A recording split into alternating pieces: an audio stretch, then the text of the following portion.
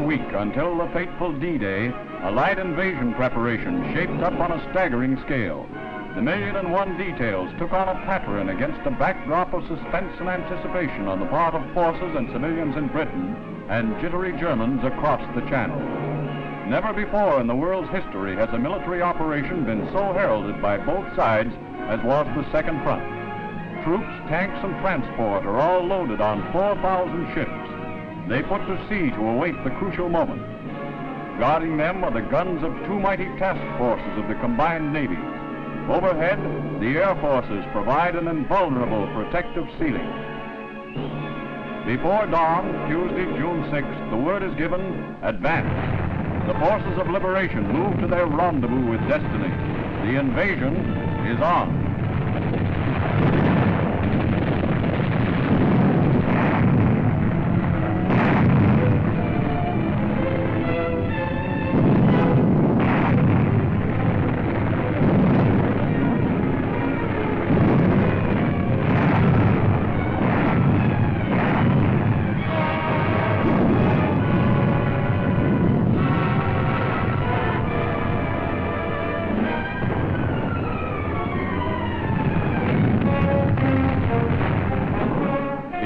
Guard of Freedom make their touchdown on the Normandy beaches just as the sun scatters the mists of early morning.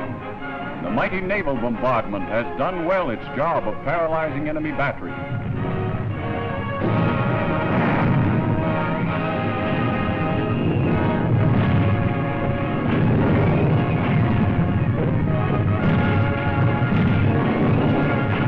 Although the landings achieve tactical surprise, strong north winds make the business of landing equipment extremely hazardous.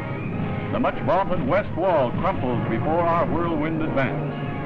As the bridge heads are established, supplies, armor, and reinforcements pour from the landing craft. Canadians meet considerable fire on the beaches as they work their way into the defenses. There is stiff hand-to-hand fighting in the little coast towns, but the citizen soldiers of yesterday are now a hardened mass of professional killers. They have learned and improved upon the lessons of Dieppe.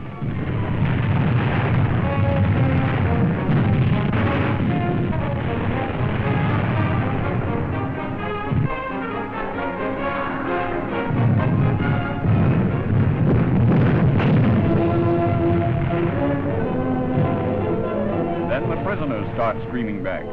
Some of them still dazed from our terrific concentrations of fire.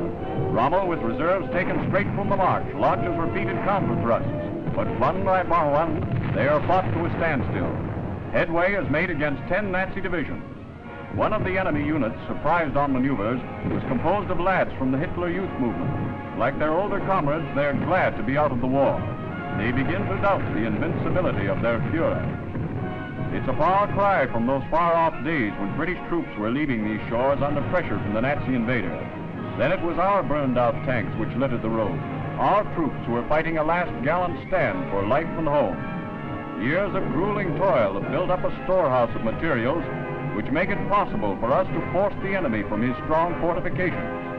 Thanks to blood, sweat, and tears, we may now master the roads which lead to Berlin.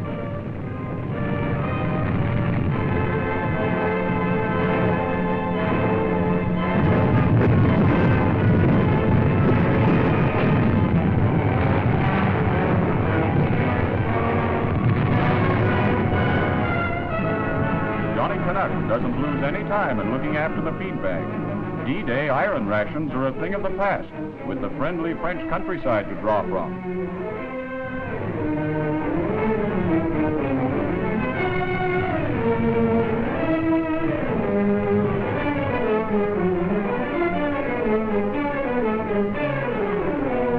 The liberated people take kindly to our Canadians. Despite the necessary damage inflicted on the countryside through warfare, there are 100 smiles for every frown.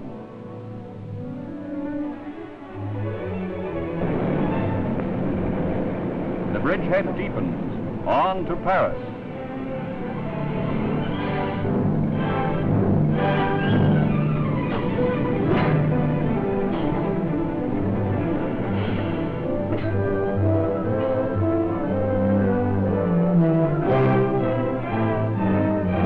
Operation of this magnitude, heavy casualties are to be expected. It is good to know that during the initial stages of the invasion, casualties were extremely low. The great organization of the Army Medical Corps is ready to take care of many more wounded than claim their attention. The only complaint from the wounded lads is that they're sorry to be out of the fight. They want to be back with their comrades who are fighting forever forward, deeper into France.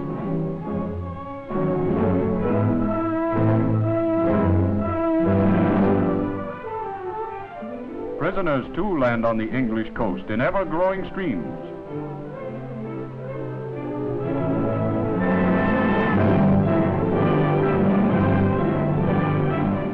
Ours the cream of fighting power, led by the craftiest of generals. We look with sober confidence to the future. In the words of General Montgomery, we have a great and righteous cause. Let us pray that the Lord, mighty in battle, will go forward with our armies, and that his special providence will aid us in the struggle. With stout hearts and enthusiasm for the contest, let us go forward to victory.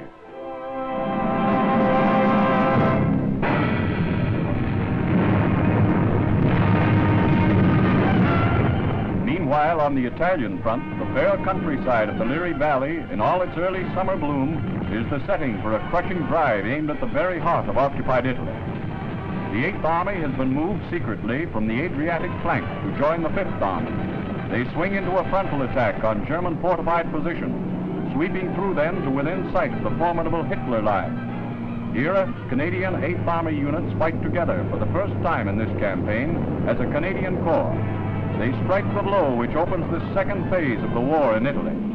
Battle-hardened warriors of the Dominion, fighting inch by inch as they move doggedly forward, spearhead the attack on Kesselring's last fixed lines of defense in southern Italy.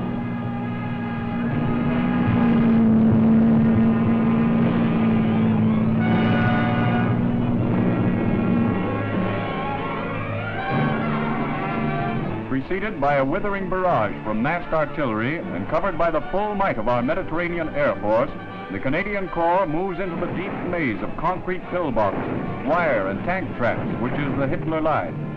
Bearing on their shoulders the burden of a vital mission, Canadian tank men form part of a special task force. They meet stiff opposition from crack enemy troops. Fighting into the line to a depth of 5 miles in relentless close combat, a wide breach is made, allowing our full force to stream through.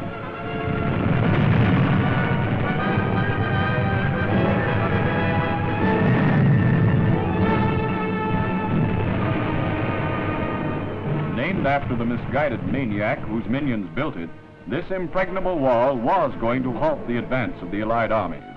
Sledgehammer blows from Canadian armor and infantry cracked it wide open.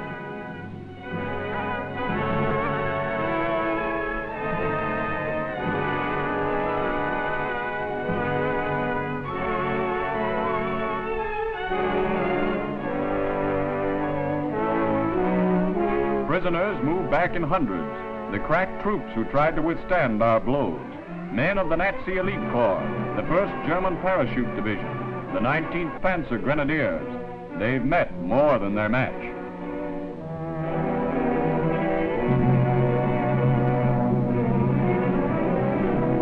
There is no halt to our steamroller advance. Pouring up the Liri Valley, the next strong point to be overwhelmed is Caprano. Important as a vital road junction, Caprano is taken after a stiff assault.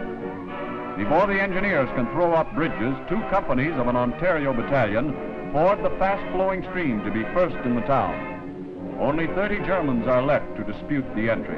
They lie among the ruins.